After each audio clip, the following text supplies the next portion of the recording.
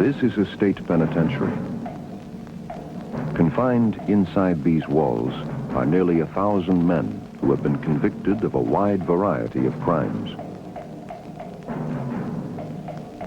With special permission from the warden, we too can go inside the walls, where armed guards keep us under continuous surveillance. Here we will talk with one of the inmates. This man is not an actor. He is a convicted felon, his name and number withheld at the warden's request.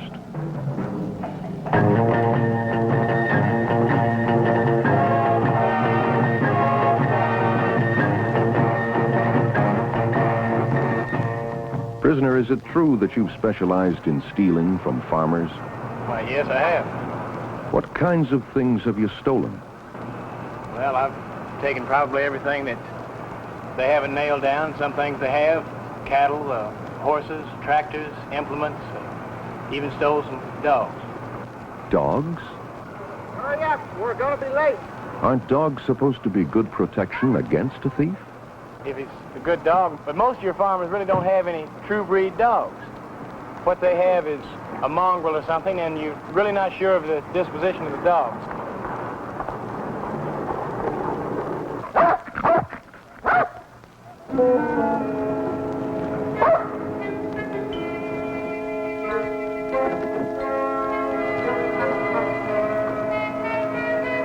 Generally, when trying to overcome an obstacle of a dog, what you would do is merely try to bribe the dog in one way or another. Friendliness, meat.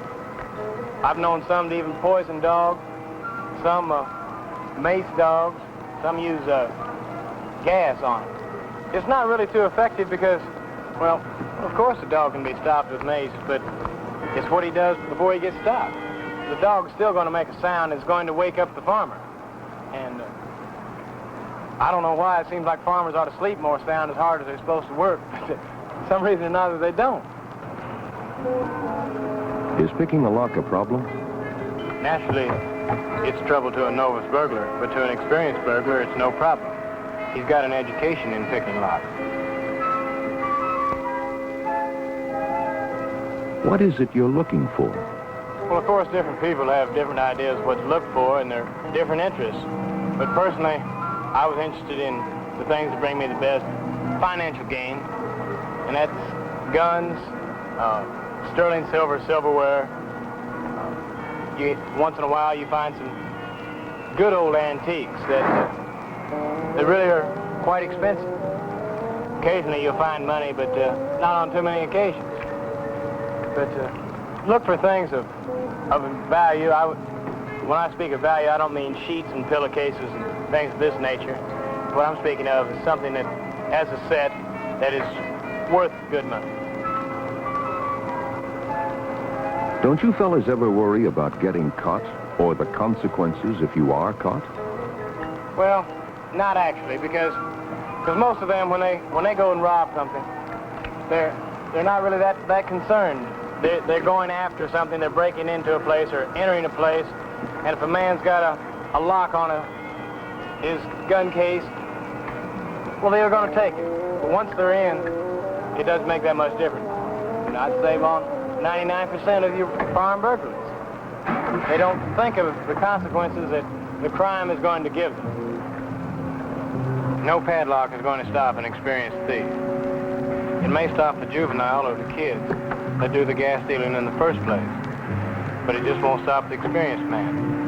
Juveniles like to save their money to buy beer or something else, but generally all they have to do is drive up to the farmer's gas tank and take the gas because it's generally left unlocked.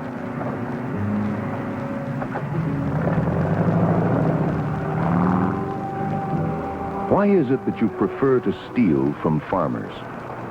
They're more trusting. They just don't lock their doors or lock their things down, and most tractors and things can be stolen without too much trouble. Because implements and machinery of all kinds can be stripped and stolen without too much worry. It's just so easy.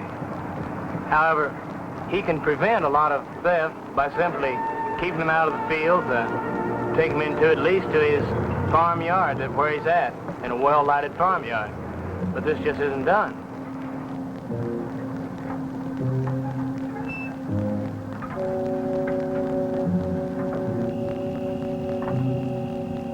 most people can hot-wire a tractor to get it started, or even pull it up with a winch if he can.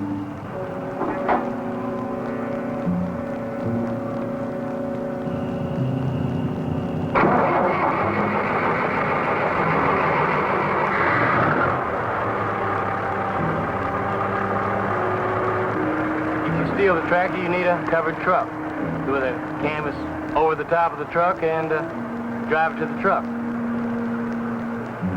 What was the biggest job you ever pulled? The biggest job I ever pulled was stealing 4 John Deere tractors, in which I had a contract for a make and model, and I received $5,000 apiece for them. The job was for someone else, and I understand that the tractors ended up in Argentina. From a personal standpoint, I wouldn't strip a tractor too often. Why take part of it when you can take it all if you have the equipment to take it? And as a professional thief, I had the equipment. You don't trace tractors like you do a car. Just not that much interest. Whether I'm stealing it from the barn or whether I'm stealing it from the field, I try to be as quiet as possible and get it on the truck. Stealing tools is an easy way of theft because tools can only be kept in really 1 or 2 places, in a toolbox or on the wall. Most tools can be resold to mechanics and service stations, so you can keep them yourselves or you already have buyers for them. The first thing I generally checked for when I was stealing was to see if there was any engraving on the tools, because if there was, unless I had a personal need for them, I wouldn't steal the tool whatsoever. They're just too hard to get rid of. Tools can be effectively marked by using a die set. Die sets are available at local hardware stores at a very reasonable price.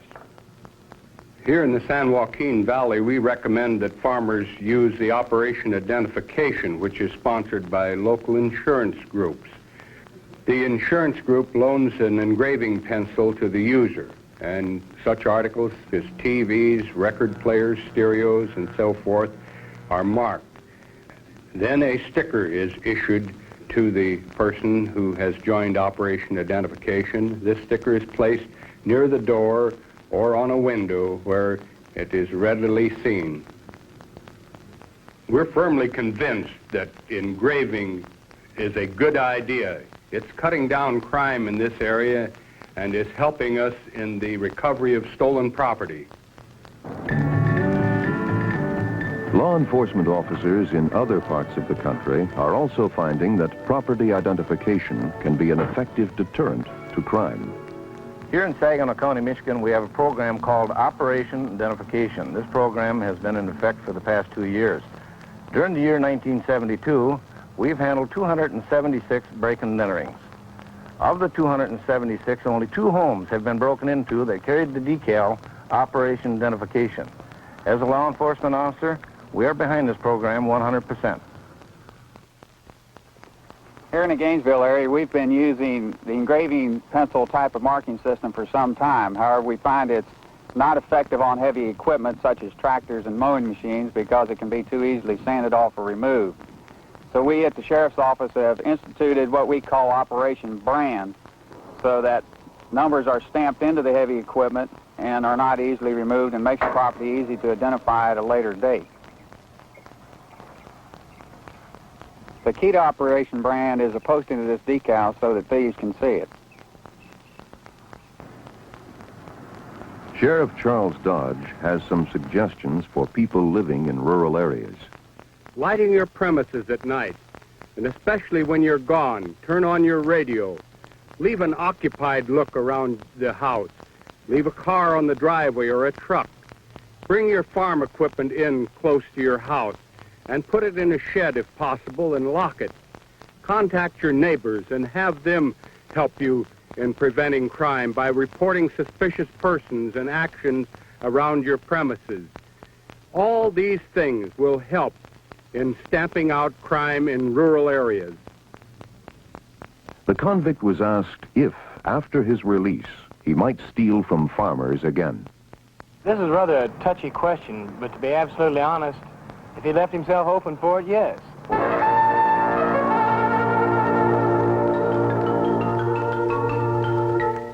Many of the persons who would steal from farmers are locked away safely behind bars. But many, many more are still free to make you their next victim. What will you do to stop them?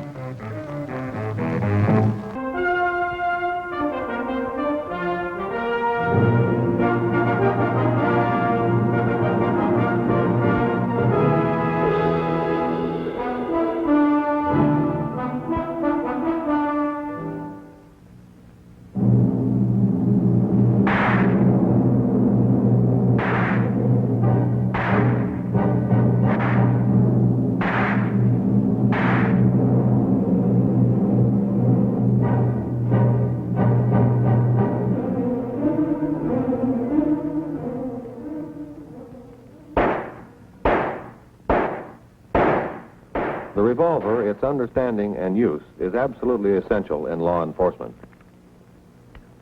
The first thing you must establish with this weapon and in using it is respect for it, because a revolver may save your life if you know how to use it properly, or you may lose your life if you don't know how to use it.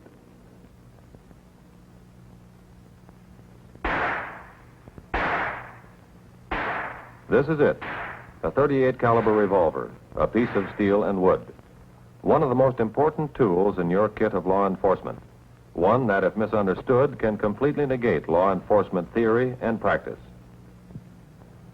The revolver is strictly a defensive weapon, used to protect the lives of the innocent and your own life when in danger. No one can tell you exactly when to use your revolver. Only training, experience, intelligence, and your own integrity can tell you when the situation warrants the use of your gun. One thing is absolutely certain, however. When you do use your gun, you better know how. Nothing works better than practice. Practice with an experienced, competent, gun-wise instructor.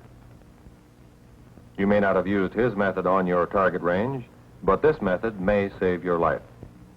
So follow your instructor. He's probably forgotten more about this kind of shooting than, well, anyhow.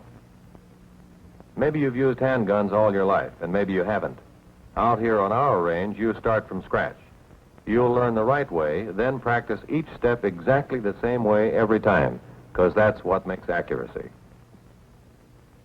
The first step is to take hold of your revolver as if you were shaking hands with it, with palm and heel of hand forming a sturdy backstop to pistol's recoil. Thumb along frame for single action, but with no undue pressure. First joint of finger squarely on trigger. Next important item in your friendship with your revolver, keep an eye on it. Learn to focus your eye on the sights, because the target is secondary. Your front sight should line up naturally. If it's off to either side, there goes your score. If that front post is too high or too low, there goes your score. So line the front sight directly in the middle and flush with the top of the rear sight. Set the bullseye directly on top and squeeze it off. It's important to keep the sights in clear focus. The target will be a little blurred, but that's the way it should be. Okay, what's the first thing you've learned about the revolver? Our instructor knows best. Well, thanks. But on the firing line? Respect your gun. And then? Keep your eye on your sights first. Keep your eye on the target second. Center that front sight through the rear sight. And practice until it's natural.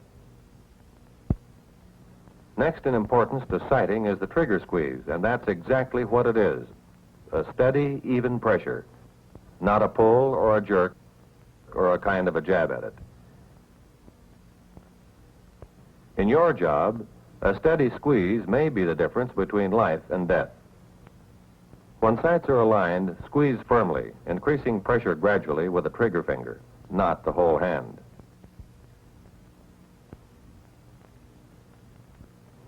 Never know for sure when the revolver is going to fire. Let it be a surprise to you, and it will be every single time if you squeeze properly. Okay, line up the sights, eye on the gun, squeeze smoothly. When are we going to get the ammo? When you learn one more thing about this deadly weapon, safety on the firing range. Accidents are caused, they don't just happen. So range discipline must be enforced. A reprimand here is constructive criticism, nothing personal about it. Okay, here are the rules of the range. All unholstered guns must be unloaded with the cylinder out when behind the firing line. Unload and bench your weapons. Reason for this, officers often report to a range with loaded weapons. With the cylinder open, everyone can tell immediately if the revolver is loaded. No firing permitted until the command is given by the range officer. This is to ensure that all men have cleared the target area. Load only on command. You wait for command to ensure that the range will be clear and ready for firing. Load and lock. 5 rounds for the first half of the timed fire.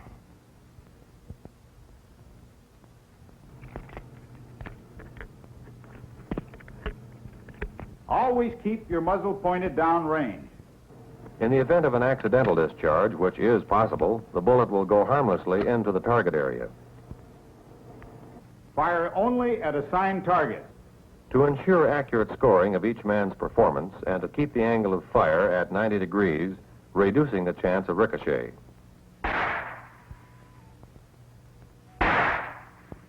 In case of misfire, wait 10 seconds.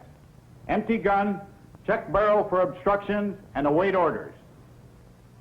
Keep the muzzle pointed down range. If you have a misfire while shooting rapid fire or timed fire, you'll be given another try.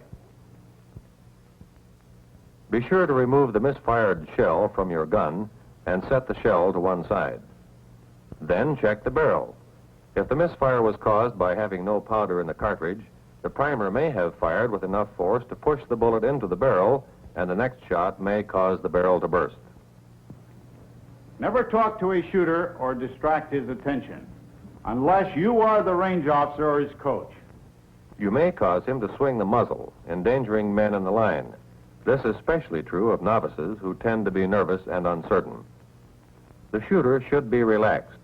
Notice the target range stance, facing 45 degrees from target, arm fully extended, pointing naturally.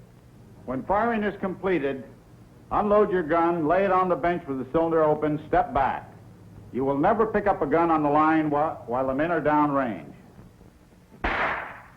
The range officer can determine immediately who has finished firing. And most important, he must know when all weapons are harmless before ordering men forward to score their targets. Never snap guns or dry fire back to the firing line. It's possible that a man might forget to unload when leaving the firing line, or he might pick up another officer's gun which had been left loaded. Okay, fellas, now let's see how well you can do. First relay to the line. Unload and bench your weapons.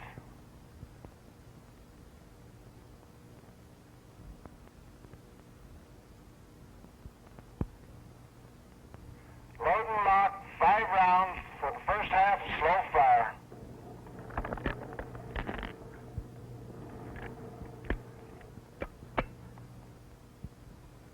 Ready on the right? Ready on the left? Not ready on the left. As you were.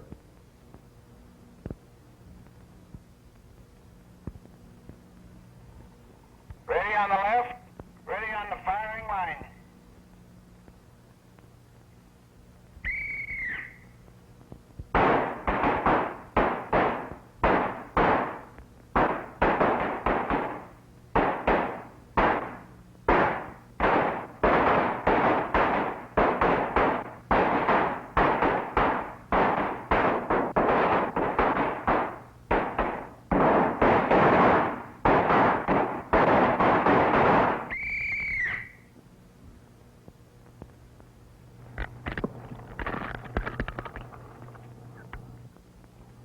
The most difficult thing to remember for students and sometimes old-timers is range safety.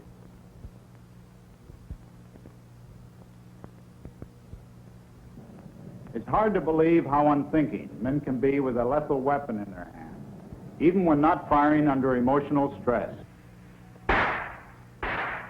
This is the defensive firing course, the place where you learn how to handle a situation that demands the use of your revolver. Here we're on the 7-yard course. Keep the elbow close to the body in line with the nose. The forearm straight out, parallel to the ground. The knees are flexed. You're comfortable, relaxed, effective. Keep that trigger finger out of the trigger guard until your gun is pointed at the target. Draw and bring your gun forward in a short right to the belly, just like a fighter. Each holster draws differently, so get checked out on your holster and then practice. There's no time for sighting here, so your primary vision is on the target and your secondary or peripheral vision covers the gun. Then squeeze. Most shooting scrapes occur at distances from 3 to 10 feet and seldom more than 21 feet. This is a defensive action, for you may be caught off guard and there's no time to shoot effectively in any other way. With the proper stance, your body becomes a stable, solid, flexible gun turret, a platform for your gun arm. So face the target squarely. Flex your knees slightly. You're ready for action this way, ready for anything.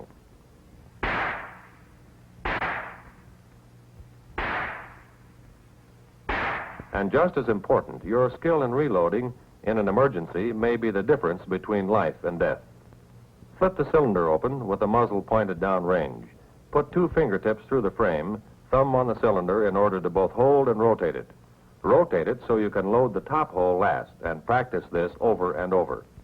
Remember, if you have to reload during combat and you don't have enough ammunition left to fill the cylinder, be absolutely sure you know which way your gun cylinder revolves. Smith & Wesson to the left, and Colts to the right. Don't be sloppy in your loading procedure. Cup your hand around the cylinder. It keeps your ammunition where you need it, close to the cylinder.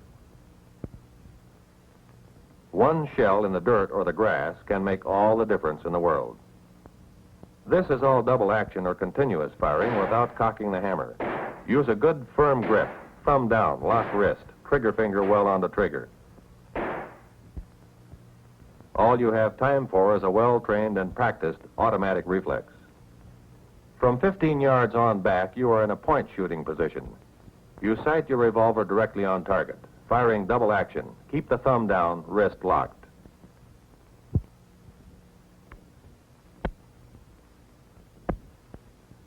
Something that may surprise you is how effective you can be and are with your weaker hand. Some actually shoot better with the weak hand than with the strong hand, but the same principles apply with either hand. There are several other effective shooting positions for use in various situations. This is the two-hand position with the butt of your revolver solidly in the palm of your weaker hand. Once again, face the target squarely so that both arms extend the same length. This makes for a more comfortable shooting position, effective for left and right targets. Never extend fingers of supporting hand beyond the trigger guard. At further distances where even more stability is needed, one of several different positions may feel natural to you, depending upon the situation.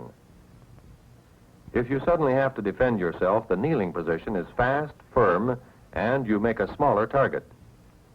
Be sure that knee is firm on the ground. Use the two-handed system again, supporting the arm on your knee. Your weight should balance naturally on your 3 support points.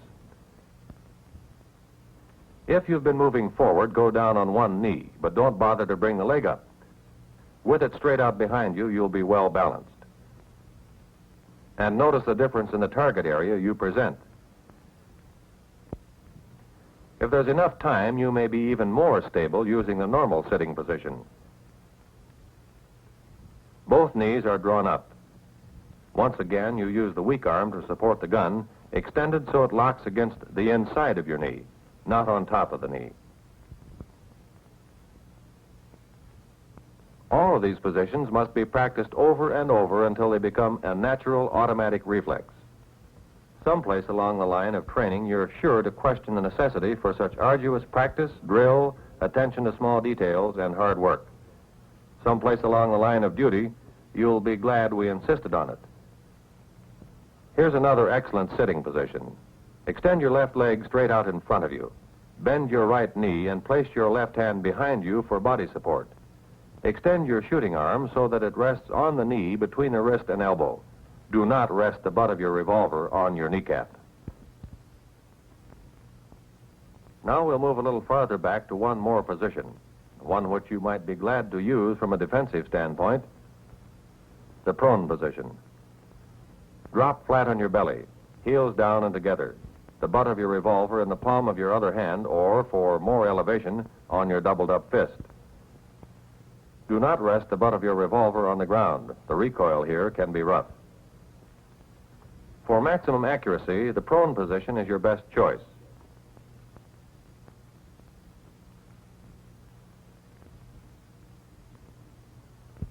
Here your reloading procedure is a little different, so practice this side roll with your hand cupped below the cylinder as before.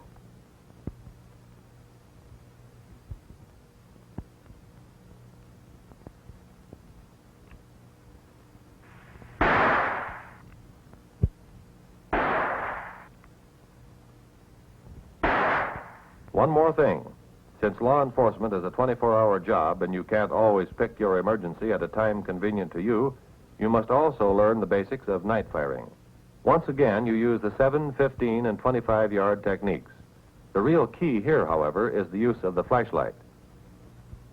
It must be held at arm's length away from the body, either up, straight out, or down. Simply find the most comfortable position with the flashlight before turning it on. Never hold it close to the body. This makes you the bullseye. By holding the flashlight at arm's length, you'll pick up your sights from the light rays of the flashlight beam. So let's go through a dry fire. Gun in position and ready. Flashlight away from body before switching on, and open fire. When firing is completed, snap your flashlight off. Then tuck it under your arm for reloading. Here's where all your loading skill will be used. If you don't have enough ammo to fill the cylinder, be sure the shell next to the top is in firing position with the next pull of the trigger. And now it's your turn to try. Okay, men, load and lock, 6 rounds. We'll fire a total of 12 rounds. Double action.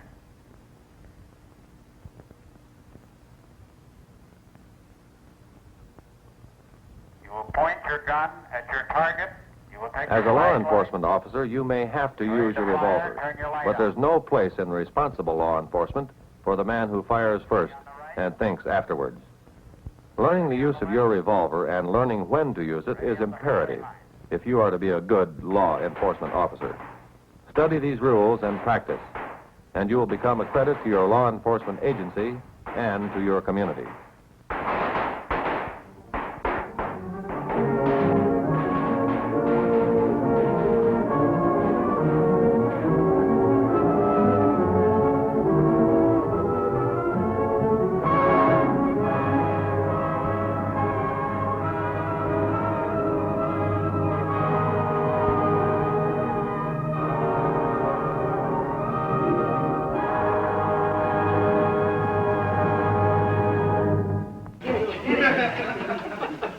Started.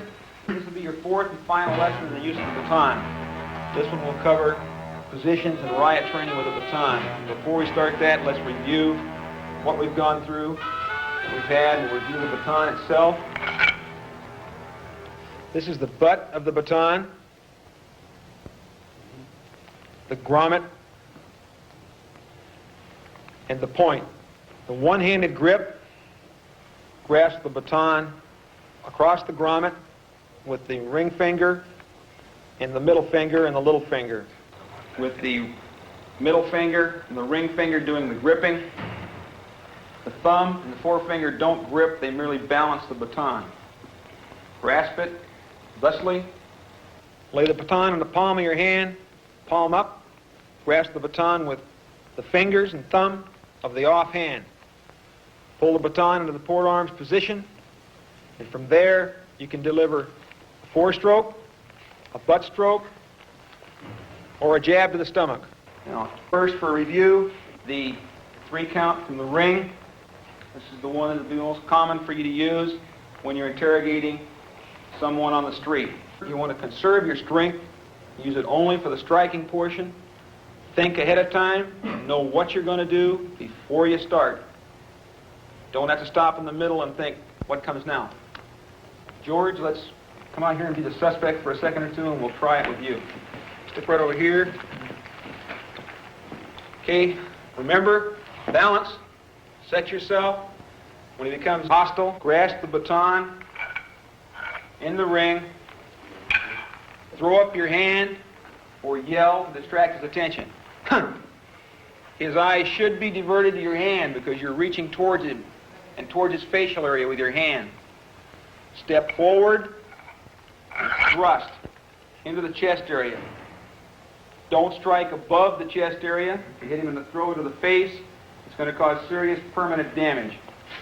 Drive him back, grasping the baton with your right hand, and in a nice, fluid, circular motion. As you shift your feet forward, bring the baton around, over, and down into the chest again. That'll drive him back once more, and your feet shift together, keeping them under you. Come around and drive into the stomach or groin area. This should incapacitate anybody that you run up against. One of the 3 blows. So it's, for a quick review, it's ha, down, and in. I heard that one. Sorry about that, George. You went Thanks, far enough Sarge. back. It works. That was just a light tap. Yes. Imagine how it would feel if I really put the force behind it and drove it in You there. have me convinced. Okay, now let's pair off, nice and slow, go through it. And we won't have as much physical contact as I just made with George's chest there. We don't need to have injuries on duty today. The other position of interrogation that you might obtain would be with the baton already out and laying down alongside your leg in a concealed position. The normal one-handed grip. This is also for the one-handed carry. It's the easiest way to carry it. Right down along your leg, you can walk with it there. You can stand and talk to people with it there, and nobody will pay that much attention to it, particularly at night. If you're holding it in this position, and there's 1 or 2 subjects should attack, you have the prerogative of bringing it to the on-guard position. And this should keep a person back from you. Now, the disadvantage of this is that it can be grabbed. If you're ready and alert, you can always pull it back so that it's not, the suspect can't get a hold of it, and as you pull it back, you bring it across your body this way, and you can come to the on-guard position with it at port arms. You can bring it across your body this way, letting your fingers relax their grip momentarily. Bring the baton overhand this way, and back across for the knees. You can take them either at the knees, you can bring it across and take them on the hand. Make it whip when it comes through. After you've made contact here, you can bring it back around this way, and once again in a circular fluid motion, and strike for the knees. On this way. Come this way a little bit. See, now he's got a hold of it. So you have to be quicker. And you don't want to be... How close do you want to be to the guy with the baton? With the baton, you want to be at arm's length, like this. So he's got to reach out all the way to get it, right? So he's got to reach for it, and you can whip it out of his way. You're going to step into him anyway when you swing. So you don't want to be right on top of him. See, that's the problem. Because If you're right on top of him, come to the port arms coming up position. like this. Trying to grab it in front. You're just holding this one off. I can have your attention again, gentlemen, for a moment. The baton, as you're making this swinging motion across your body, and you're coming back to here, some of you are getting the attitude that you should come up over here somewhere like this. The baton rolls in your hand. Once you've made contact with a good solid grip so it doesn't fly out of your hand, and you've come past that point, let it roll in your hand. So that you're back here now, and the baton is turned this way in your hand. And then as you come back across, grip it again in a nice whipping motion. If your first blow is high, your second blow should be low. If your first blow is low, your second blow is high. You don't want to hit the same area twice, because he's going to be expecting that. Okay, gentlemen, let's get back in the semicircle again, and we'll go through the 5 count from the ring. The 5 count from the ring, once again, you thrust, ha, and bring it to a position of defense at eye level, where you can just see under it so that you don't get attacked from the side. And with your feet separated and your front foot pointed slightly towards him. From this position, with your assailant out of reach for a straight-in chest thrust, you release with your left hand, snap the baton around over your head, Step forward, swing.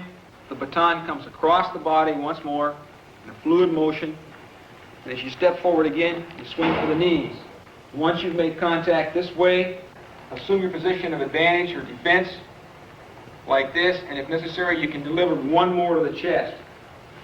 This shouldn't be necessary. Once you take him at the kneecaps, he should go down. So the count would be 1, 2, 3, 4, and back to the position of advantage. And once again, you got the downward thrust if you need it, and you can go right into the 3 count from there. Any questions on that? In the 5 count that we just practiced, you notice there was an overhead blow. We like to stay away from that if at all possible. If you want to step out here for a moment, we'll go through the 6 count. In the 6 count, once again, you start from the ring. You throw the blow from the ring. Contact is not necessary. All it's for is to distract him and drive him back from you. From there, you grasp the baton with your right hand once again, and you take an exaggerated step back and bring the baton low, down around your knees. As the assailant steps towards you, you step into him, catch him in the chest area, or up in the jaw, and as you drive him back, step into him, bring the baton back up at eye level and drive down into his chest. Come back across, down into his chest once more, and as the final step, you step into him and bring it around to the stomach area. This is a complicated move and requires a lot of practice. Now we'll go into the kata method. It'll be the last method that we use. In the kata position of interrogation, the baton is held up behind the arm with the hand gripping the grommet. The thumb and index finger once more do not grip. As you can see, it lays unobtrusively behind the arm and is not offensive to the public at large. From this position, you can go into the kata 7-count maneuvers, which we will have Officer Bill Taylor step up and demonstrate it while I explain it. So, Bill, if you want to step out here now. When you assume the position of advantage for this, the baton is placed up behind your arm. Step back and swing across the body. Then come back across the body again, or reach forward and thrust towards the face or throat area. Grasp the baton in 2 hands, deliver a groin stroke. Swing to the suspect to the rear. Come back across the front, grasping the baton with 2 hands once more. Deliver a 2-handed thrust to the chest. Step into the balanced position and bring the baton to port arms. Okay? Thank you. Okay, the last thing we're going to discuss is the riot positions.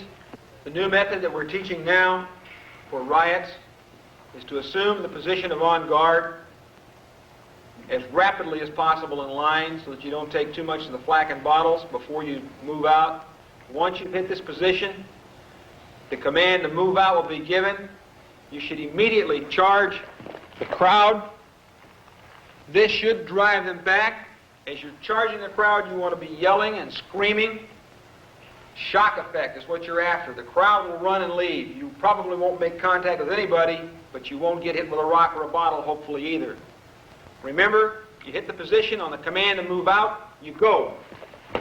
As soon as you have moved the crowd, you stop. Nobody should be way out in front of anybody else. You want to hold your line. If you're holding a straight line across the street, hold that line. Keep track of the man on either side of you.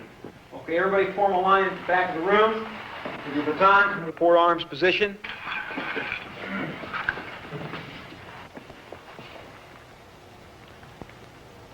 On guard. Move out.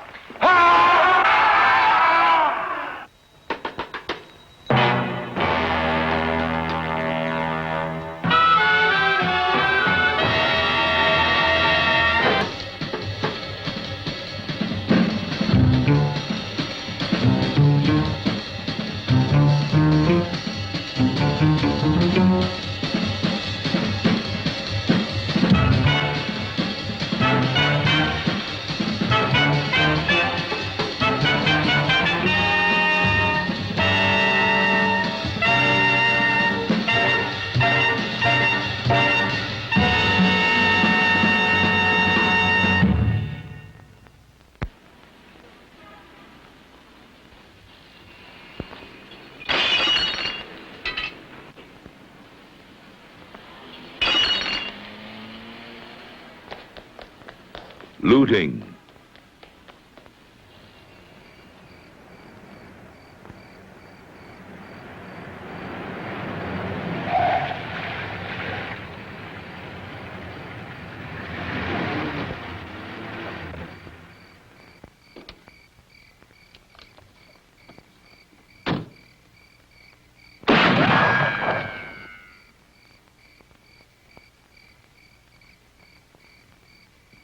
sniping,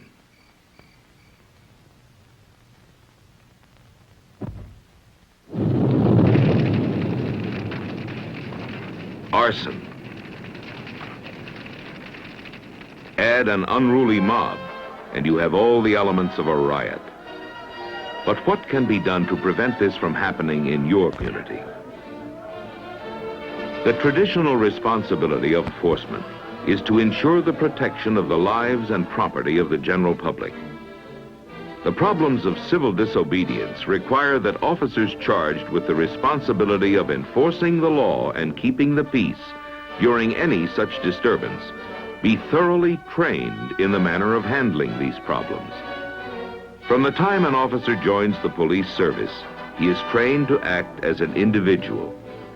The officer is expected to handle the majority of the problems he faces alone. The threat of planned civil disobedience requires that the officer act as a member of a team, and that the team be well versed as to their objectives. This is necessary to enable the team to cope with the problem both swiftly and decisively. The lack of proper training has in the past proven to be disastrous to law enforcement's attempt to control civil disobedience.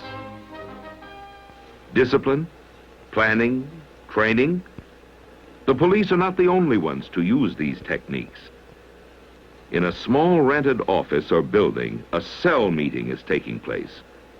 In this meeting, these people are also in the process of planning and training. They, like the police, are organized to control large gatherings of people. Their objectives, however, are to turn peaceful, lawful demonstrations into violent, unlawful, and chaotic riot. All right, that's it. Will you turn the lights on, please?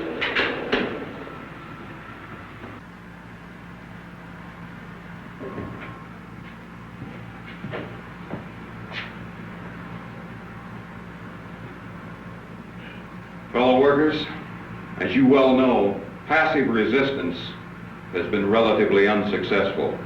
The film that you just saw demonstrates some of the methods we use in controlling the demonstrations by the masses.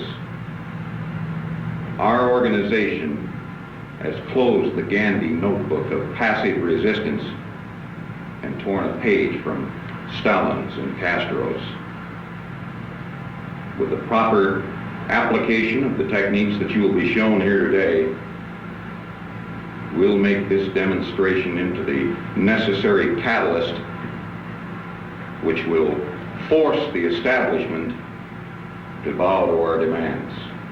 We must make the public realize that the actions of the police are brutal and bloodthirsty. Now, the news media has always been one of our favorite means of arousing public sympathy. If a camera is pointed at you, react in such a way that there'll be no doubt in any spectator's mind that we're the oppressed victims. Now, none of you will make bodily contact with the police. Move into the crowd, but don't retreat. Hold your ground. And push the front line of marchers into the line of police. Now, this will cause the front line of marchers to be caught in a squeeze, a two-way crush. Keep up the agitation. Keep the lines moving. Start rumors. Tell them how you saw one of our people beaten almost to death by one of their riot sticks. Now, Felipe here will be on the bullhorn. He'll direct the actions of the crowds. Now, keep the lines moving. Keep that verbal agitation up. Don't give those people time to think. All right, Brad. Take over. Let's set up the sitting. Gene, Rick, would you step up here? Carmen, Nick. Here the instructor shows the techniques of forming a human chain.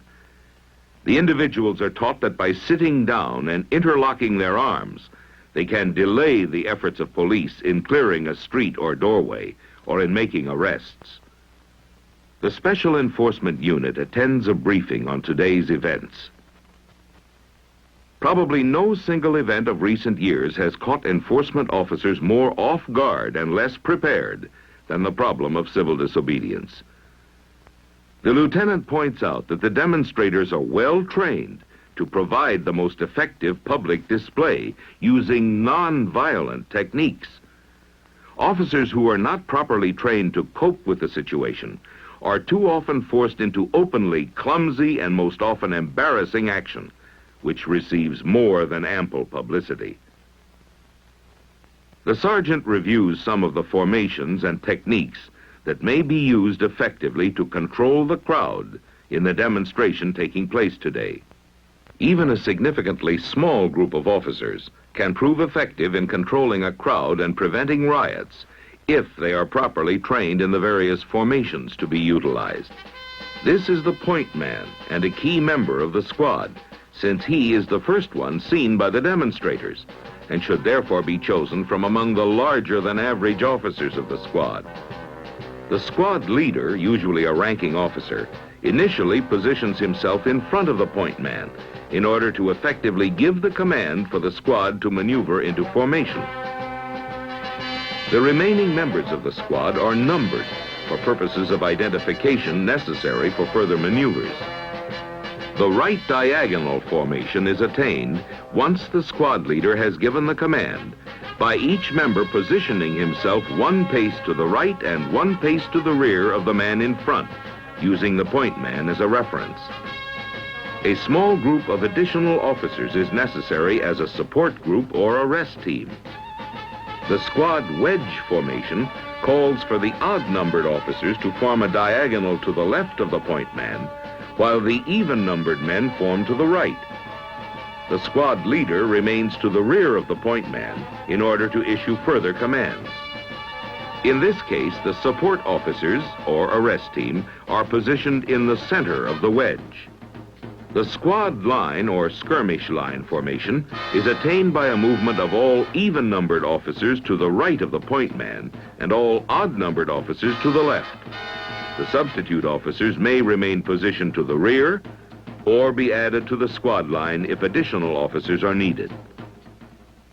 We have seen the various formations used in riot control, but what actually makes the crowds move? The baton. The pool cue thrust is a baton maneuver which makes it difficult for the demonstrator to know where the baton will strike. Therefore, it is very difficult to grab.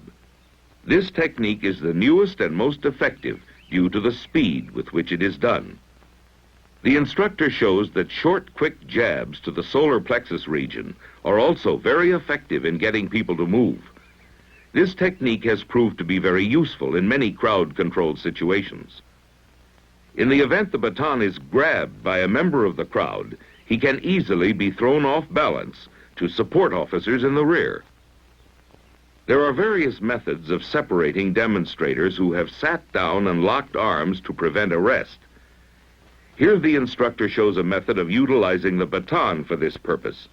It can be done easily by a single officer. This break technique utilizes two officers working as a team. The first officer applies pressure to the side of the Adam's apple, which causes the individual to loosen his chain-lock grip on his fellow demonstrator. The second officer is then easily able to separate his hand and place it behind his back for handcuffing. Men, our primary responsibility today is to protect the lives and property, maintain the order, and preserve the peace. Our actions today will be especially accented by the corps reporters and photographers who are already gathering at the scene. Motion picture and TV coverage can easily make each one of you who does not follow our pre-planned procedures appear to be a villain in a B-grade movie. Most of the demonstrators are conscientious and law-abiding citizens. However, our intelligence indicates the group contains a small percentage of professional agitators who will attempt to make this demonstration into a major civil disturbance. We can defeat their plans only by a strict adherence to the training you have already been given at the Academy. The first unit to arrive at the scene of any major civil disturbance should survey the situation from a strategic distance. The leaders have put their plan into operation. Civil disobedience does not have to mean riot. Usually, it is merely a matter of knowing how to prevent potential violence from erupting. It is up to the first officer at the scene to determine the type of demonstration taking place, the kinds of people, and the geographical area involved. This is extremely important, as the officer must know how many officers to request, the type and amount of equipment needed, and the proper approach to be made by support units. When it is determined that additional personnel and equipment will be required, they should be requested immediately.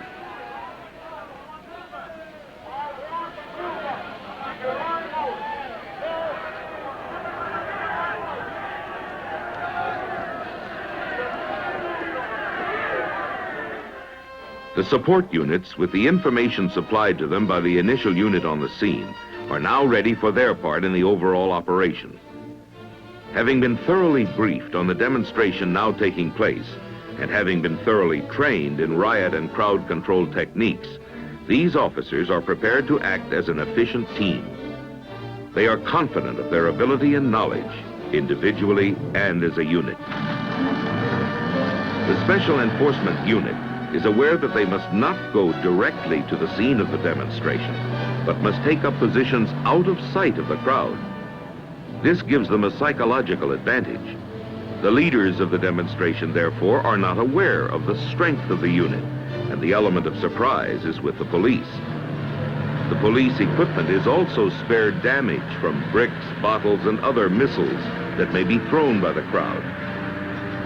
This is also the area in which the command post will be set up and communications maintained with headquarters. The first officer on the scene meets with the officer in charge of the Special Enforcement Unit to advise him of what he has observed. He points out leaders and agitators that he has observed in the crowd. He advises him of any hostile acts that have taken place, and the fact that some of the demonstrators have begun to sit in, blocking the door to the building and the sidewalk. He advises him of the number and general character of the crowd, and of any conversations that may have taken place between him and the instigators of the demonstration. The officers then approach the leader of the demonstration and advise him of any and all violations being committed by members of the crowd, and they solicit his cooperation. They explain the assembly of these people is unlawful, and that if they do not leave, they will be arrested. As in many such cases, the leader of the demonstration refuses to cooperate. His intention is to have a confrontation with the police. The professional agitators and leaders of the demonstration, now aware of a unit of police at the scene, begin to encourage more aggressive action by the demonstrators. More and more people are encouraged to sit down and block doorways and the sidewalk. Inflammatory remarks are made by the highly skilled agitators. The crowd's actions become more hostile as they are skillfully manipulated by their leaders. The leaders encourage women and often children to take part in the sit-ins, as they know that the sit-ins will be arrested. It is during the arrests of these sit-ins that the photographs can be taken by the leaders of the demonstration that will make the police look as if they are brutalizing women and children. Nothing of a propaganda value is overlooked by these skillful manipulators. They have trained and organized for this moment just as the police have. Due to the failure of the demonstrators to cooperate, the officer in charge of the Special Enforcement Unit now must follow through with prearranged plans. One of the most important steps to be taken is the dispersal order. It is necessary that this order be given in such a manner that all of the demonstrators can hear it. Undercover officers have been planted among the demonstrators to testify that the order could have been heard from various positions among the demonstrators. Tape recorders are used by these officers to record the dispersal order for presentation in court later. It may be necessary for the dispersal order to be given several times, depending on the amount of people present, the geographical area involved, and the noise level. The officer in charge of the Special Enforcement Unit knows that the order must be given correctly. He identifies himself by rank and name and advises the crowd that he is a police officer of the city. He advises them in the name of the people of the state that they are assembled unlawfully and orders them to disperse immediately. He advises them that if they do not disperse, they will be arrested. When the officer in charge is satisfied that the order has been heard and understood, he allows the demonstrators sufficient time to disperse. When it is obvious that the dispersal order will not be obeyed, the Special Enforcement Unit is activated.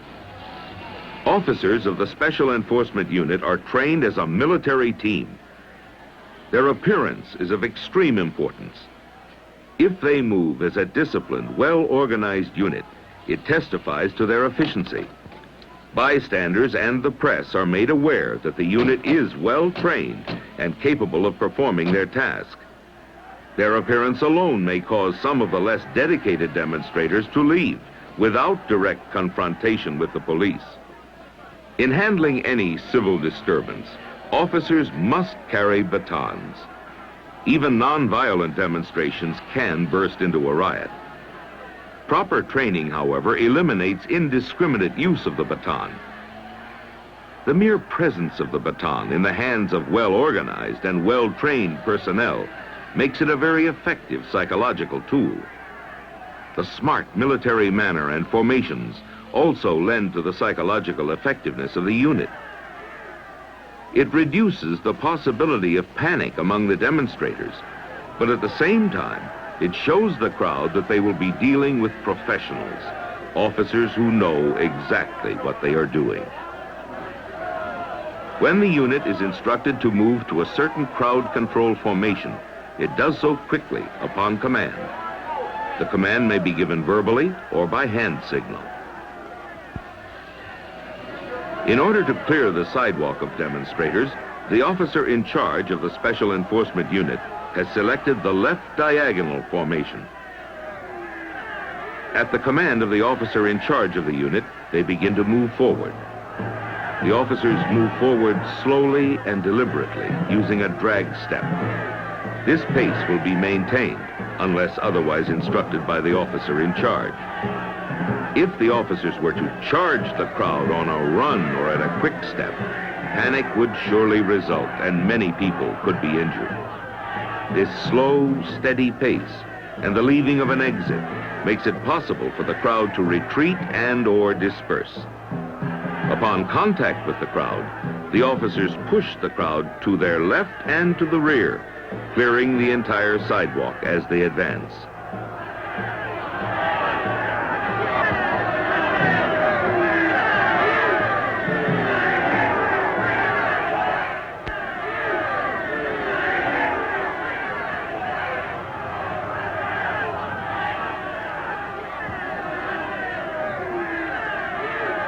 The police push the crowd back past the point where the sit-ins are occurring and form a squad line. This will make it impossible for other members of the demonstration to take part in a sit-in and will allow the arrest teams to move in without interference and make the necessary arrests. Communications is notified, and the arrest team van, which has been waiting at the command post, now moves to the location for its extremely important function. The van is equipped with all of the necessary equipment needed by the arrest team. Extra handcuffs, photographic supplies, booking forms, and other vital equipment are carried in the van. The purpose of the arrest team is not only the making of physical arrests, but to eliminate the problem of identifying persons arrested by keeping to a minimum the number of people making arrests. This will prove valuable later in court. The sergeant in charge of the arrest team approaches the first sit-in and asks if he will leave. When the demonstrator refuses, he is arrested. The sergeant places a pre-numbered booking form in front of the arrestee and is photographed with him. The two separation officers remove his chain lock grip and move him to the van. If Polaroid film is used, the photograph is also attached to the form. At the van, the arrested person's thumbprint is placed on the field booking form. The arrestee is then given a cursory search for weapons and placed in the van, where he is handcuffed. He is then advised of his constitutional rights and is then ready for transportation to a holding facility. The leaders of the demonstration take this opportunity to move the demonstrators out into the parking lot to continue their demonstration in an attempt to draw the officers away from the sit-ins.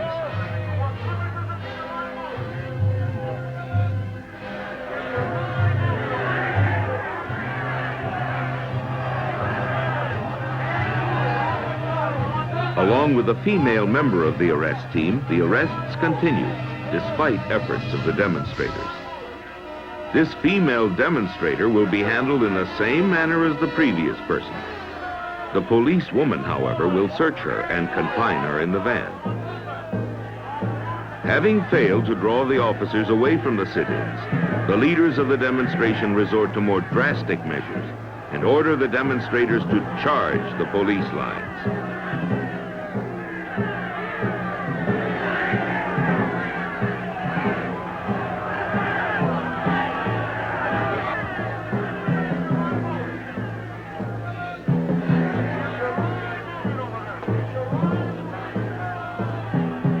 Having completed the arrests of all the sit-ins, the unit must now concern itself with the crowd of demonstrators in the parking lot. For this problem, the squad leader decides on the wedge formation. It is evident that the immediate task at hand in this case is the removal of the leader from the center of the crowd.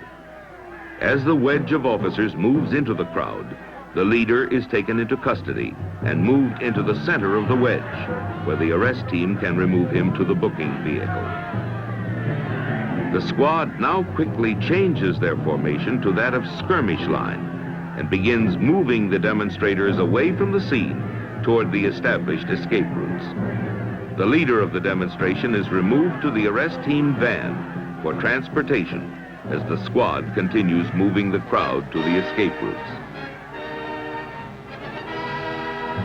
Only through proper organization, training, and planning was a serious incident averted. This demonstration was handled quickly and efficiently, thus without injury to citizens or the officers involved. The police must anticipate unscheduled physical events involving potential or actual injury to persons or damage to property arising from fire, flood, storm, earthquake, landslide, civil disturbance, or other natural or man-caused incidents. When such incidents occur, the police must be ready to execute a plan which has been prepared in advance. In our department, we have a trained special enforcement detail.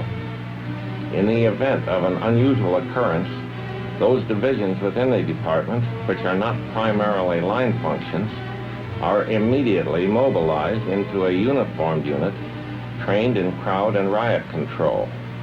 They are very mobile in order that they may act in disaster situations. We invoke the proven principle that 100 trained men are superior to 5,000 persons who are emotionally charged but otherwise undirected. To accomplish the training of our personnel, which will make them superior to the undisciplined mob, we rely heavily upon films and actual simulated maneuvers. While it is tremendously costly to involve every officer in the department in this training, the consequences of neglective training are that the police are then very little more effective than the mob. No community can afford this.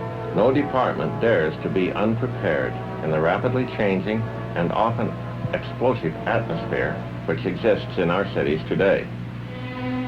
The citizens are depending upon their police forces, however undermanned, to respond in a professional manner when the unusual situation arises. Constant training is a daily requirement if the police are to be ready. The training film is one of the best media for implementing this training.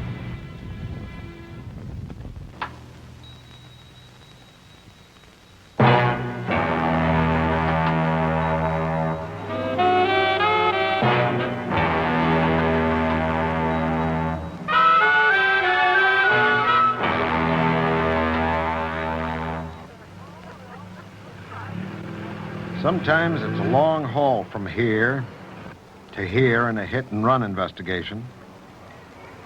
But with real attention to details and the proper procedures, you've got a good chance of nailing your man. Mr. Jacobs, having advised you of your rights, could you tell me how your vehicle sustained the front-end damage?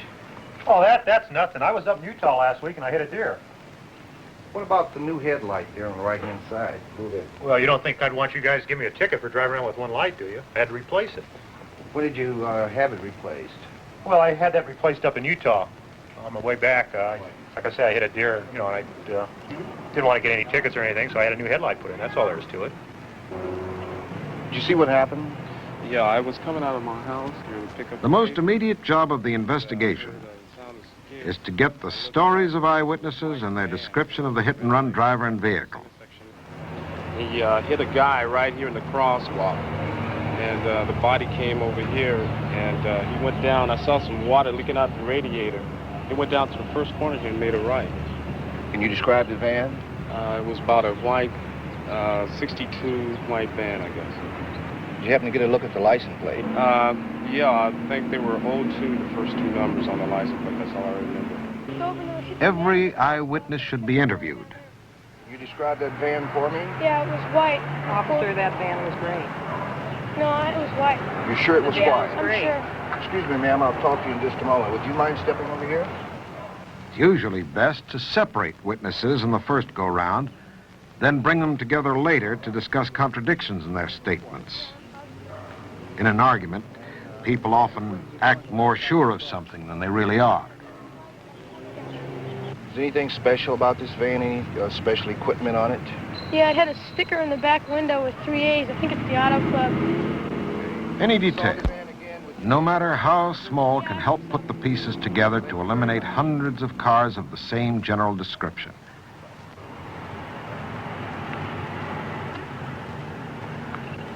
And as soon as you've got anything to go on, report it in.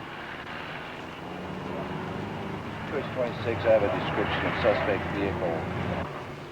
Photographs are usually called for in hit-run cases, particularly if there's a fatality or serious injury. Okay, Nash, let's take some pictures now.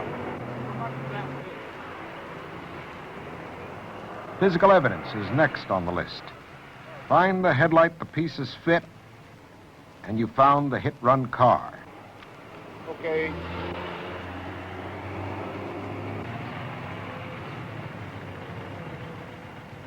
Or other evidence at the point of impact can help put it all together. Okay, and then the next one. Skid marks, even a bit of mud or vegetation shaken loose from under the fender, might help in locating the vehicle or identifying it.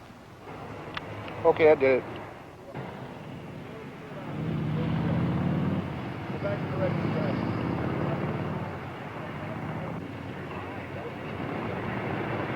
Fresh spilled radiator fluid might tell you that the hit-run car isn't going very far. Or any sign of disabling, like an oil spill or evidence of a blown tire. And sometimes, a slow radiator or oil drip has even led straight to the vehicle involved, or at least established the direction taken. Hello, did any of you happen to see the accident down the street? No, sir, I didn't. Thank you very much. It's of course important to try to find the route taken by the fleeing driver. And if his car was banged up enough, people along the way may have noticed it through either noise or appearance. But aside from physical evidence and witnesses, pure logic can help to close in on the hit-run driver. Put an arrow to indicate the direction of travel. Right. Now, this guy was probably en route to work on this end of town. So he's going to travel this area. We ought to set up priorities here on certain streets because he's going to probably stay off of Mountain. Make Washington a priority 1. Okay, Washington, number 1. Orange Grove would be a priority 1. Orange Grove, number 1. And Foothill. Okay, Foothill 1. Now, in case he stays on some less heavily traveled streets, let's make Whitfield a priority 2. Okay, Whitfield 2. And Villa will make a 2. Now, in case he really goes out of the way to stay out of that area, let's make Altadena Drive a priority 3. Okay. With these listed the way we have them, we ought to be able to set up something and watch for this guy about that same time in the mornings. Okay. Another possibility for closing in, of course, is through motor vehicle registration. Checking out local registry by make and year. And if you've got it, any letters or numbers in the license can at least eliminate most cars of the same kind.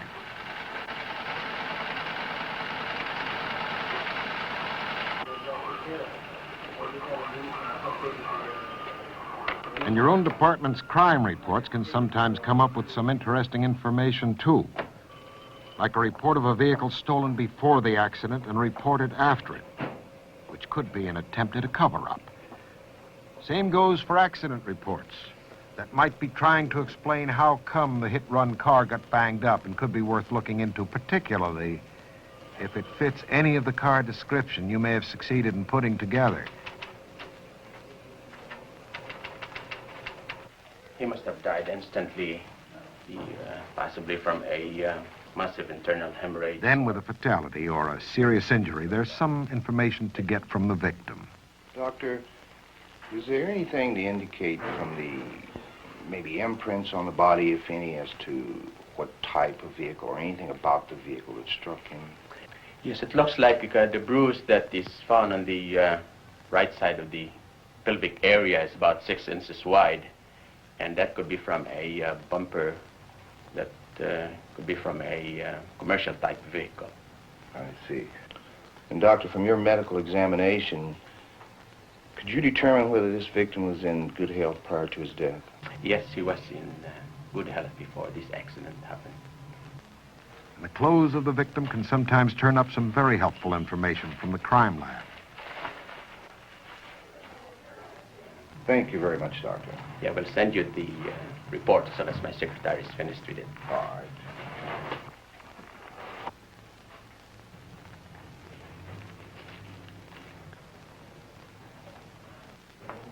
At about 9:05 in the morning, a felony hit-and-run collision occurred at Hill and Mountain. The victim was pronounced dead on arrival at the scene. Suspect vehicle last observed eastbound on Mountain from Hill. The suspect vehicle is described as a 1960 to 1965 van. It's purportedly white in color. There was a broken letter D was found at the scene of the collision, and it is felt that this letter D came from the grille of the suspect automobile. Damage should generally be to the left front end of the vehicle. There were both glass and water found in the street, and that would lead us to believe that there was probably radiator damage as well as a broken headlight or two. Witnesses remember seeing a small decal in the rear window of the van, and the decal had on it AAA, probably American Automobile Club. Suspect is described only as male Caucasian, 30 to 35 years of age, with dark hair. And the material submitted to the crime lab indicates that the suspect vehicle was painted red prior to having been painted white.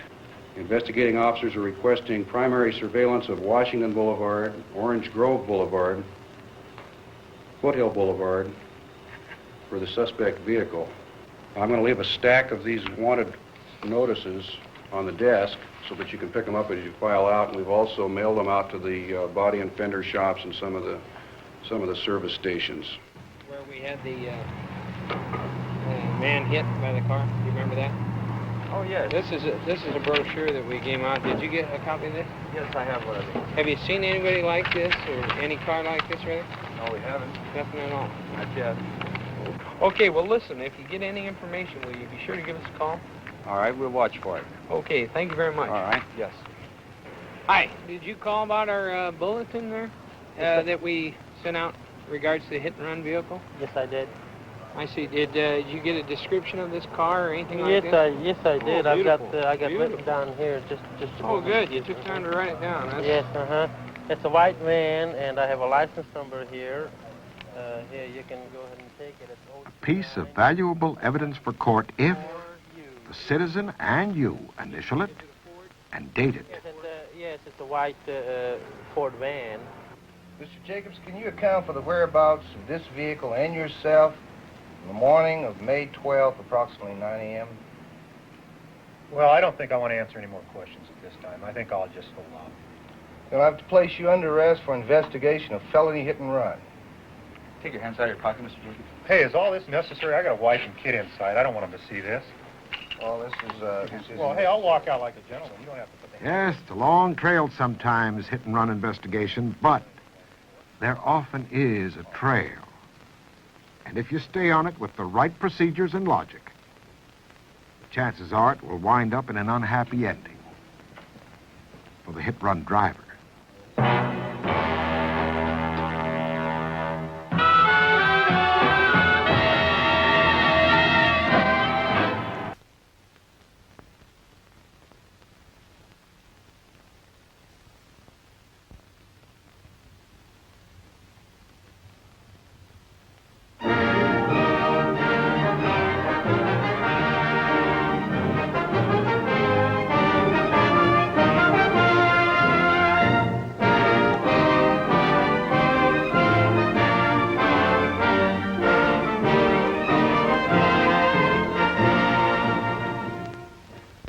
How do you do?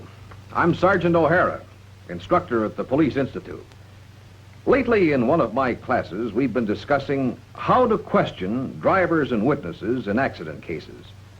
Suppose we go out on an actual investigation and see how a couple of experienced officers handle interviews. This is the accident. Not an unusual kind. Two cars have come together at an intersection. The officers decide between themselves which one will clear the people out of the street and locate witnesses, and who will look for the drivers. Let's watch and see how they go about it. Let's see if we can spot them. Here's a likely prospect. Wouldn't you agree that this man is probably working on his own car? Sure. And there's not much doubt about this man. He's the other driver.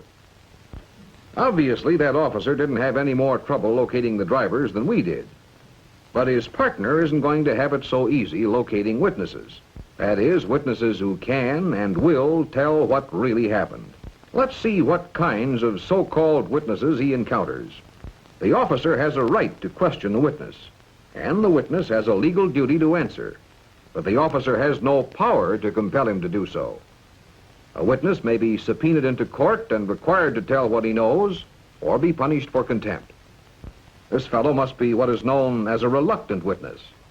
He won't talk. He may have personal reasons, or he may be just plain contrary. Since Mr. Reluctant Witness apparently owns a car, it is a good idea for the officer to take down his license number. He may want to have a later try at this man. Now here's a man who was the direct opposite of the last one. He's one of those overly helpful individuals. Look out for this man. He may have a personal interest in the case. For instance, he may be prejudiced in favor of or against one of the drivers involved. Or he may just want to bask in the limelight. In any event, the officer listens to the man, but won't take his uncorroborated word for anything. And he'll keep his eye on him, because he may give himself away by a knowing look or gesture toward one of the drivers. If it's necessary to solicit the crowd, an effective question to ask is, who was here first? When questioning a person who may or may not prove to be an eyewitness, the officer should always make sure that the person really did see what he says he did. This woman thinks she saw something. To check the credibility of her story, the officer does these things. He asks her to show him exactly where she was when the collision occurred. He asks what she was doing at the time. and how it happened that she was watching the vehicles at the time of the crash. This officer seems convinced that the witness's attention was probably attracted by the noise rather than anything which preceded it. At the same time, the officer keeps in mind that although the witness may not have seen the actual collision, she may have seen an unsafe act by one of the drivers just prior to the crash, which could be a factor. Here are some tips which help when questioning people at accidents. Don't use the word witness or ask a person to be a witness. It scares some people off. Be sure to get the complete name and address of each witness. As a double check, take his phone number. Write down the license number of vehicles in the area. Quite often they can lead you to important witnesses, especially in a hit-run case. While talking with one witness, watch for reactions, particularly negative reactions of other persons within hearing distance. Now the officer seems to have turned his attention to questioning a passenger who may prove to be a good witness, especially corroborating or disputing versions given by the drivers.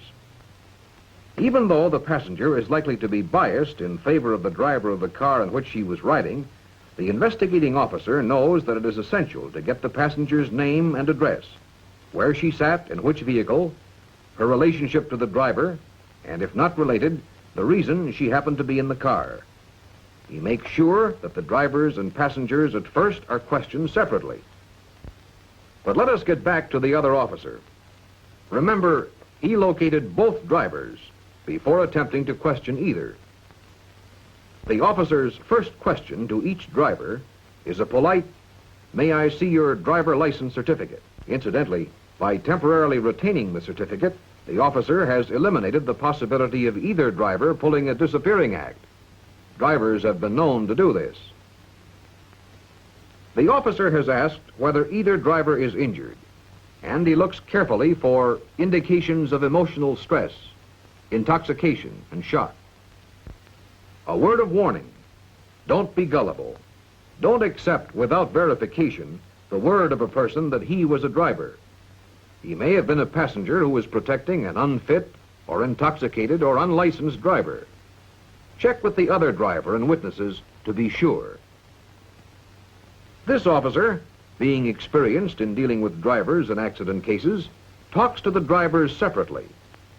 While talking to one, he gives the other driver something to do, like writing down his name, address, age, information about his car, or drawing a diagram of the accident. It is well to remember that while a witness to an accident doesn't have to answer questions by a police officer, a driver is required by law to identify himself and give information concerning the accident. Sometimes a driver such as this one is too excited to answer questions. A smart officer will give him a chance to get himself under control before questioning him. The tow truck has been called, and the investigation at the scene is now finished.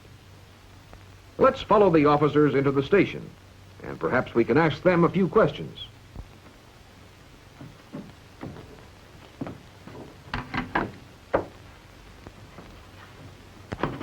Could you explain to us why you go about questioning drivers and witnesses so systematically and carefully? Be glad to. For one thing, it adds to the total information regarding the accident. For another, it can verify or disprove opinions based on observations of physical evidence. But about the actual questioning, do you have a formula which you follow? Not exactly a formula. We do have a set of rules. For example, our first rule is, be objective. We try not to be influenced by personal opinions or prejudices. We try to remain impersonal even though the driver or witness is hostile. Next, be positive. We approach everyone as if we were in complete control of the situation. We don't ask a witness, "You don't know anything about this, do you?" Instead, we ask, "What did you see?" Next, we try to be specific. We make our questions understood if we can. We don't ask, "Where were you going?" Instead, we ask, "Which direction were you driving prior to the accident?" We make sure we understand the answers we get. And it's important to be diplomatic. understanding, patient, and sympathetic. It helps to get reliable information. A good investigator will avoid conflicts. He keeps himself out of the middle by not trying to settle differences between drivers. He doesn't suggest answers by asking questions like, would you say you were going about 35 miles an hour? It's better to ask, how fast do you think you were going? To get the best information, an investigator must be adaptable. When one set of questions is unproductive, he should be able to take a new tack. In other words, an officer should not get himself into a rut by asking every witness the same set of questions. Do you have one cardinal rule you follow to get the best information at the scene of an accident? This isn't exactly a cardinal rule, but it's very important. A good investigator never demands information. He usually gets what he needs by winning the cooperation of everyone involved. In other words, be courteous when questioning drivers and witnesses in accident cases.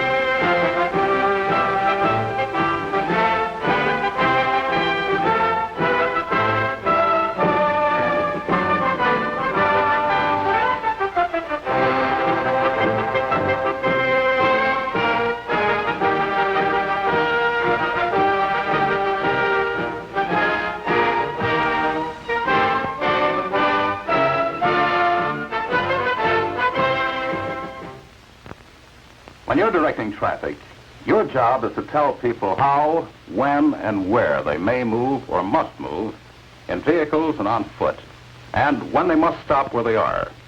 You are the man who will tell them. We're talking now not about how you decide what you want them to do, and not about what they should do, but simply about how you tell them what to do. We're talking about a method of communication. We have a common language when speaking and manage to make ourselves understood pretty well. You must make yourself understood by signals and gestures as clearly and quickly as possible and with a minimum of effort. If they don't understand you, they will not obey you and confusion will result. You could, of course, motion drivers to stop, start, or turn in many different ways, but drivers not used to your own individual or freestyle gestures might not understand. It is important, therefore, in directing traffic that all officers talk the same sign language, use the same signals and gestures. And those signals and gestures must be easily seen and understood from a long way off. People must know that you are in charge, so stand where they cannot fail to see you, usually right in the center of the crossing. Stand straight, with weight equally distributed on both feet. When not signaling with your arms, let them hang easily at your sides. Do not face vehicles you have authorized to move. Stand with your side to them. To stop traffic, two motions are used. First, point with your arm and finger and look straight at the driver you want to stop. Watch him and hold this point until he sees you, or at least until he has had plenty of time to do so. Then raise your pointing hand, but not your whole arm, so that the palm is toward the driver. Hold this until he stops. You have to stop traffic from both directions to give traffic on the cross street a chance. Since you cannot look both ways at once, stop traffic from one side first and then from the other. Do not lower either arm until cars coming from both ways are stopped. To start traffic, stand so your side is toward traffic to be put in motion. Point at the car you want to start, get the driver's attention, then with your palm up, swing your hand up and over to your chin. After traffic has begun to move from one side, drop that arm and start traffic moving from the other side in the same way. Use these same signals to give the go-ahead to slow and timid drivers. A little urgency may help clear up a sudden cloud of traffic, but so long as you and the drivers understand each other, A firm and steady command of the situation can be maintained without overdoing your gestures. Even a windmill or an officer who looks like one won't move traffic any faster than it can go. If you're working with a traffic light, it's still your job to keep traffic moving as smoothly and quickly as possible, giving everybody his fair turn. Keep all of the street space in use. When someone wants to make a turn, give him his cue with a proper, understandable gesture. Signals for a right turn are not usually required at an intersection, but when necessary to direct one, the arm you signal with will be determined by the car's direction. Give the driver the time to see your gesture, then swing your arm to point in the direction he is going. Keep pointing until he begins to turn. If the car is on your left, use your left arm. You may find it more comfortable to bend your left arm at the elbow and indicate the direction the driver is to take. In helping a driver make a left turn, you may first have to halt traffic in the lane or lanes through which the turning car must cross. When the car is approaching from your left, give the stop signal with your right arm. Give the turning gesture with your left arm. If the car is coming from your right, turn to face it and use exactly the same procedure. Right arm to stop cars, left arm to signal the car turning to left. Sometimes there's need for more than one officer at a busy intersection or control point. Two officer signaling is treated fully in a separate manual, but it must be mentioned. Whether there's one or more than one officer, the problem of communication is the same. The two must operate as of one mind. Therefore, one officer must originate all signals and gestures. His partner simply extends the line of communication to help make the signals known. Often, the second man guides pedestrians where the intersection or control point has heavy traffic of both vehicles and pedestrians. In this situation, there is considerable need for the two officers to coordinate their signaling to avoid having the officer in the intersection signal traffic through a red traffic light. When you're working alone at an intersection where hand control of a traffic signal is required, be inconspicuous when you wish drivers to obey only the lights. Stand behind the box if there would be danger otherwise of drivers watching you instead of the lights. Allow plenty of time between direction changes for one movement to halt before the conflicting line of traffic is allowed to move. When it is necessary to supplement the traffic light signal by a gesture or arm signal, move away from the box. Return after signal. So far, you've managed pretty well without making a sound, except for a couple of blasts on your whistle. The whistle is one of the two audible aids you can use when signals and gestures fail to achieve a meeting of minds between you and some driver or pedestrian. They will understand that one long blast means stop, and the two short blasts mean go.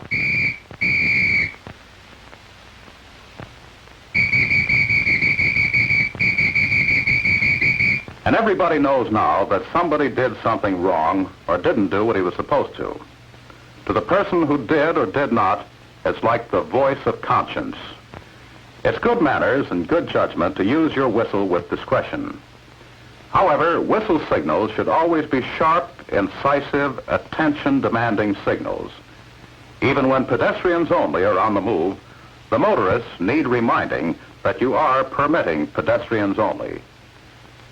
Your other audible signaling aid is your voice, but you'll seldom use it in directing traffic.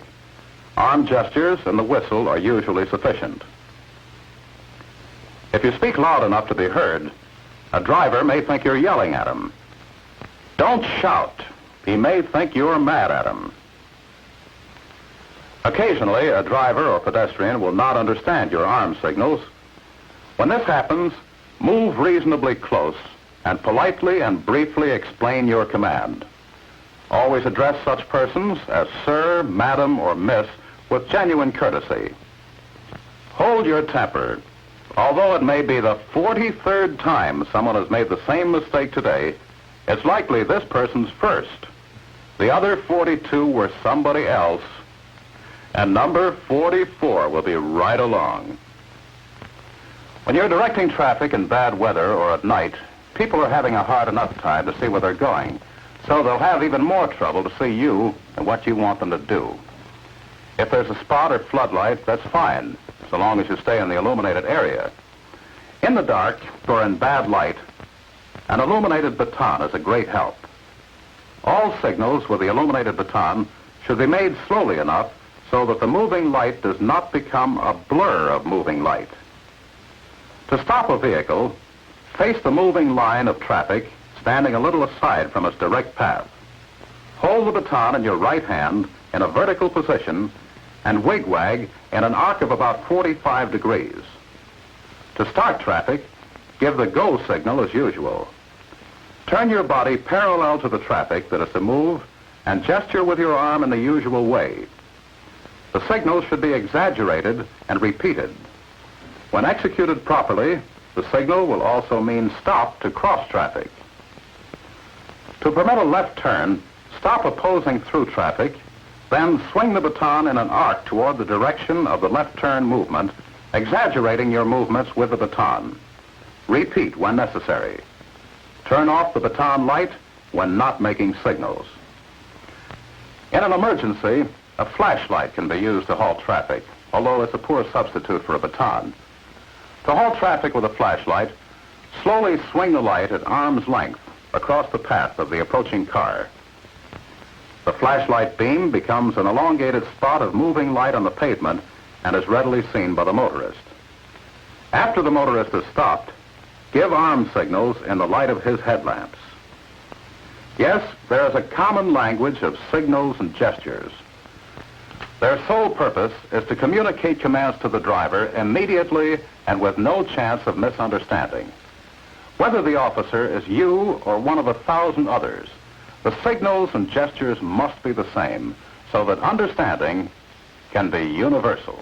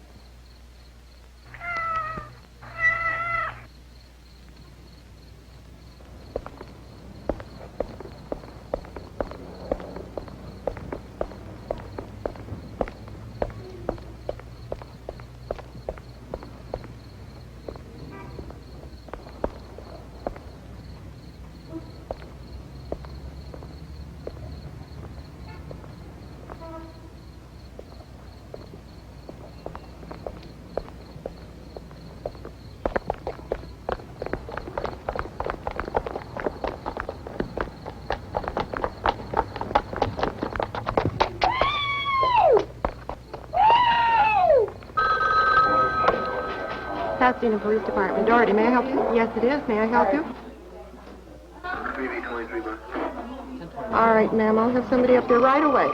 5831, 5831, PC 211, just occurred. 175 Oakhurst. One male, no further.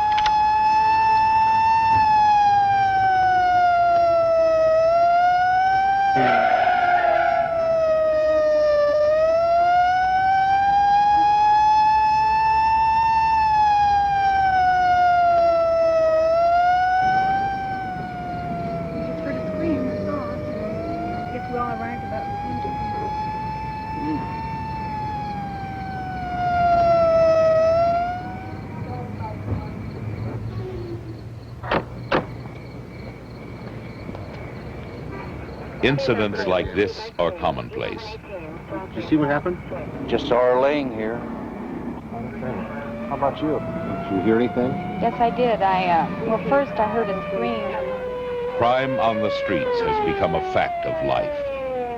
Sooner or later, you or someone you know will be a victim. It's just a question of time. A question of where, when, and why. Unfortunately, the police are usually called after the crime, after the damage is done. What can be done before that point in time? What can you, the potential victim, do? Well, in our city, we have a little over 200 officers and a population of approximately 125,000. And it's impossible to police the entire city with this amount of men. But if we have the entire populace backing us up, and if we go into a community and that community says to our officers, what do you want? What do you need? How can we help? And we can do our job a little better. First, think ahead. Learn how to prevent crime and what to do if it does occur. Be suspicious. Call your local law enforcement agency if you see strangers loitering. Call if you see or hear any indication of someone in trouble. Going on every day that you are not aware of. Be aware that these things are taking place and that you could very well become a victim. By our own behavior, we often encourage criminals and set ourselves up as victims. An untended purse is a tempting invitation.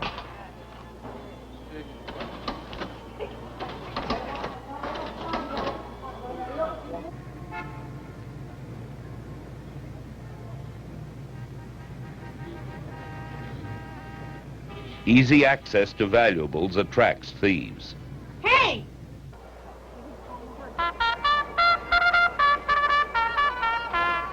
People who steal for a living like the odds on their side.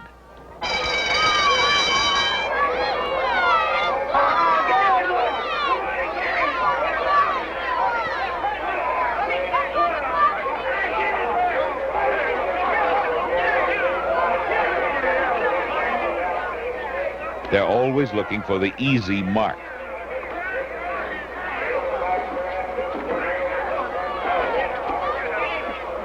These victims could have had the odds in their favor and prevented their losses. Take it with you. Your purse is safer if it's out of sight or firmly held. Keep your wallet in a buttoned back pocket or up front. Good morning. How are you? This morning. Catch that for me, would you please? All right. How would you like it? 20 to go. All right. 20, 40, 60, 80, 100. 20, 40, 60, 80, 200. There you go. Okay. Thank you. Have a nice day now. Thank you. Carrying large amounts of cash is like advertising for a thief. Keep cool and don't turn around. Now give me your money. All I got's a couple of bucks, buddy. Put your hand in your right-hand pocket and give me your money.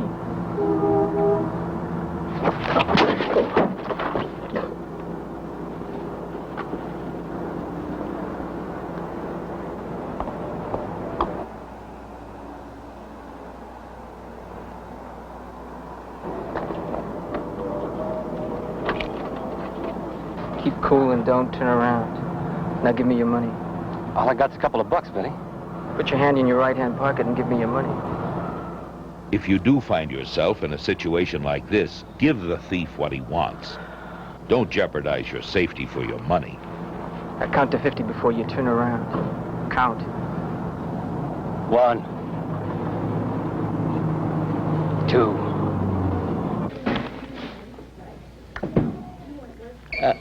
Excuse me. I better put this in my checking account. All right.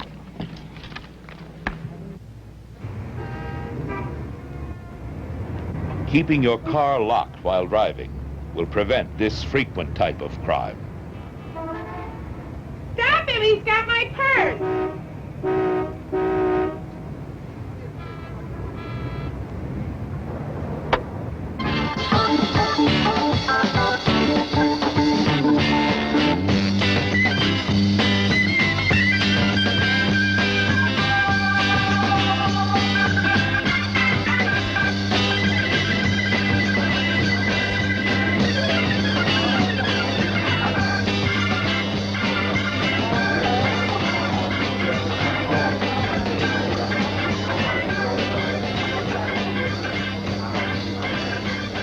Hey, would you like to sit down? Hi. Sure. My name's Jerry. I'm Sue. Did I buy you a drink? Mm-hmm. What do you have? I'll have a margarita. Out of sight. Hey, bartender, can I have a margarita and another scotch? All right.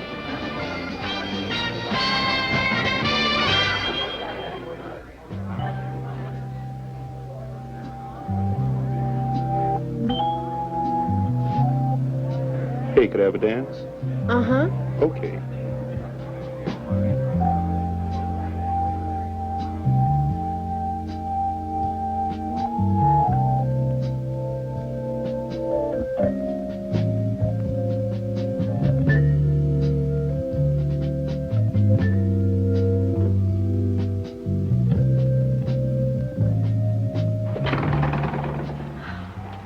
Well, good night. And thank you for a nice evening.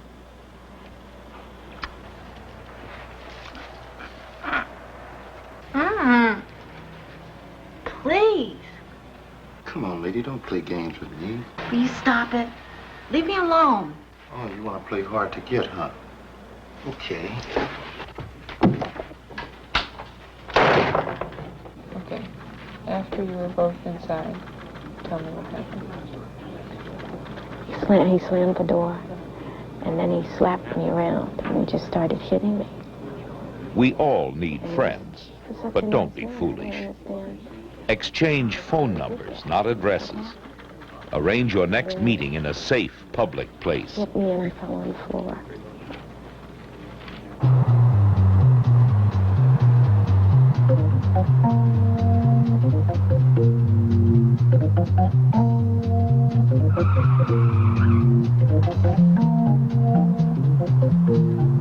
Hi. How far are you going? All the way to the beach. Sharing rides with friends is fine, but strangers can be dangerous.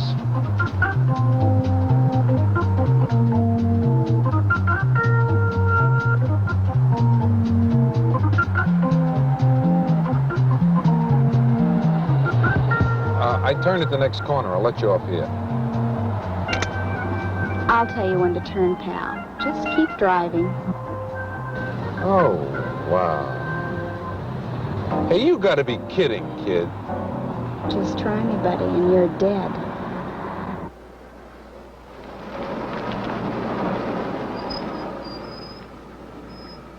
Now give me your wallet and your watch and get out. Come on, you want trouble?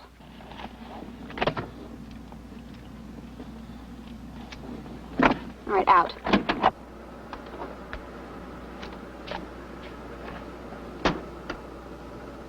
Remember, appearances can be deceiving. Criminals don't always look like criminals.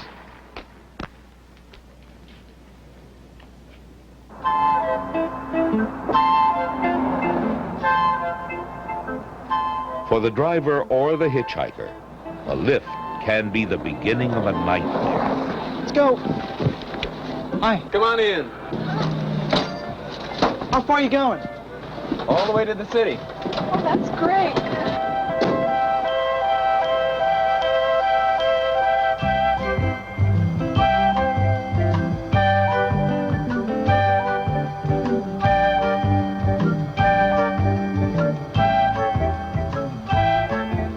I always stop off here for a swim. You guys don't mind, do you? No.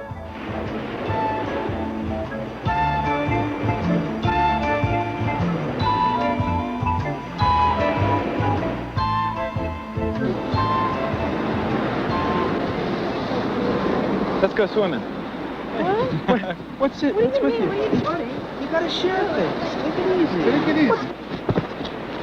Lou! Yeah. Let him go! What's going on? You find out. It's okay.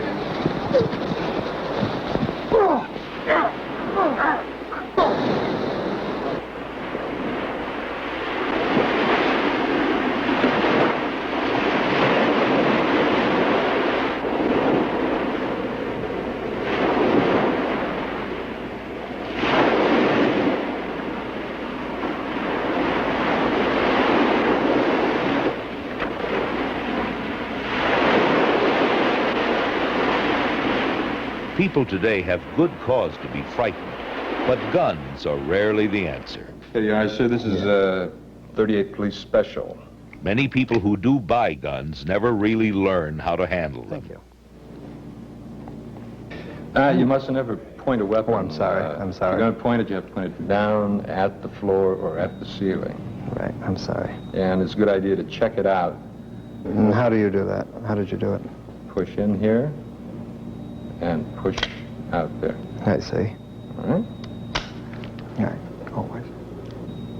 Push in there and out there. That's it. Very good. Nice instrument. I'll take it. Carrying a concealed weapon is against the law without a special license, which is rarely granted. And of course, a gun can always be used against you.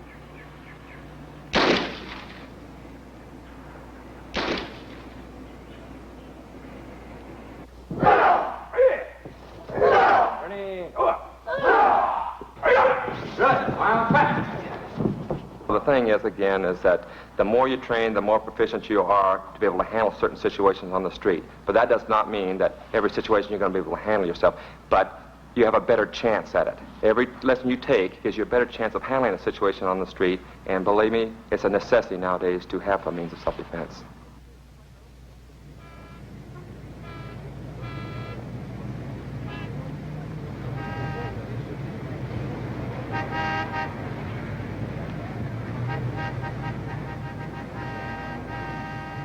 Never assume that it can't happen to you. Use your head. Keep out of dangerous places and dangerous situations. All right, give it up. Let's have it. Turn it loose. Thank you. All right, let's have the watch.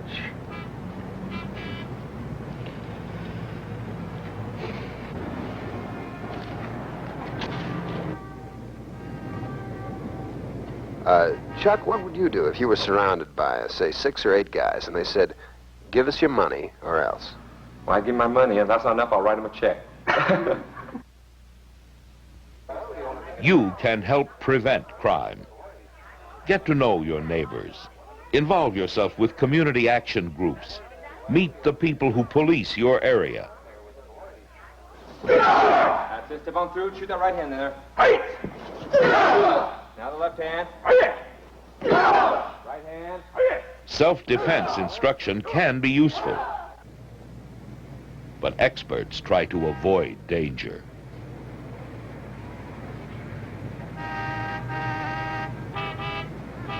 And it's a good idea to check it out and make sure A gun is dangerous, push in here. often for the man who carries one. Even though I've just done it. Right. Let me see. That's where one places the bullets. Right. Good. Wow, that looks like a fine instrument. Don't make it easy for the thief.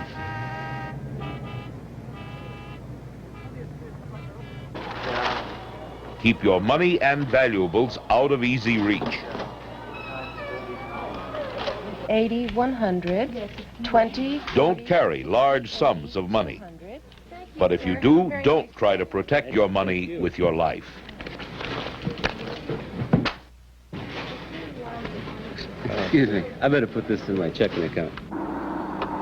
Lock your car at all times, when you're driving and when you're parked.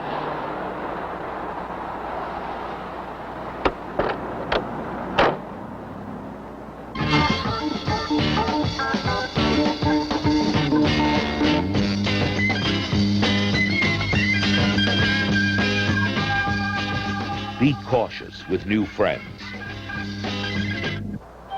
Think twice about hitchhiking. It may not be the smart thing to do.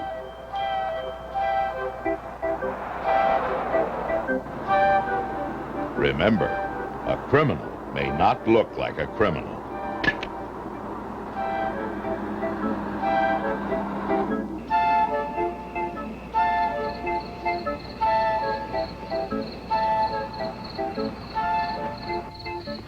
Will you wait until I get in the house? Oh, sure.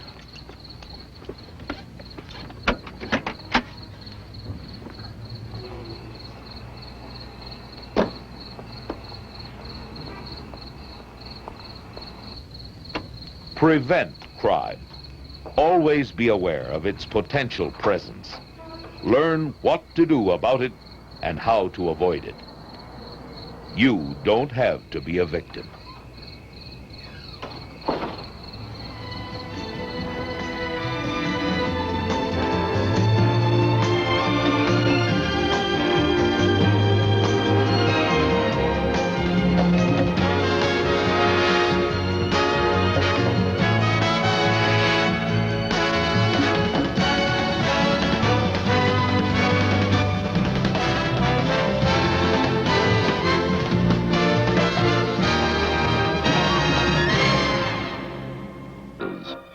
What does one under the influence of LSD hear, see, and do?